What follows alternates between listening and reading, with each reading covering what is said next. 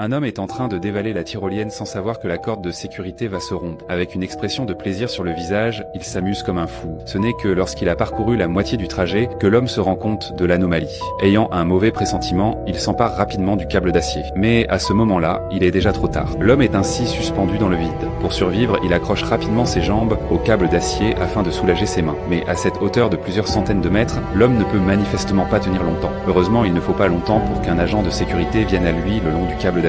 L'agent de sécurité demande d'abord à l'homme de descendre ses pieds, puis il l'entoure immédiatement de ses jambes. L'homme réussit heureusement à enlacer l'agent de sécurité. Il glisse le long du câble d'acier petit à petit jusqu'au point final. Mais contre toute attente, avant même d'avoir parcouru une grande distance, l'homme perd complètement son énergie par manque de force et tombe dans le précipice. Lorsque la femme de l'homme voit cela, elle demande immédiatement au personnel à côté d'appeler une ambulance. Elle-même se rend en toute hâte sur le lieu de la chute de son mari. Grâce au point de référence sur le câble d'acier, Laura retrouve rapidement son mari grièvement blessé. Mais curieusement, les secouristes ne la laissent pas monter dans l'ambulance après y avoir emmené son mari. Bien que Laura soit très en colère, elle voit que son mari a maintenant besoin de soins d'urgence. Elle n'a donc pas le choix. Après le départ de l'ambulance, elle la suit de près avec sa moto. Mais contre toute attente, alors qu'elle a presque rattrapé l'ambulance, une voiture apparaît soudainement sur le bord de la route et bloque le chemin de Laura. Laura arrive donc à l'hôpital 25 minutes plus tard que l'ambulance. Elle se rend immédiatement à la réception et demande où se trouve son mari qui vient d'être admis. Mais de manière inattendue, alors qu'elle donne le nom de son mari, l'infirmière de la réception explique qu'aucun patient n'a été admis ici. Cela effraie immédiatement Laura, car les secours ont clairement dit qu'il s'agissait de cet hôpital. Comment se pourrait-il qu'il ne soit pas venu?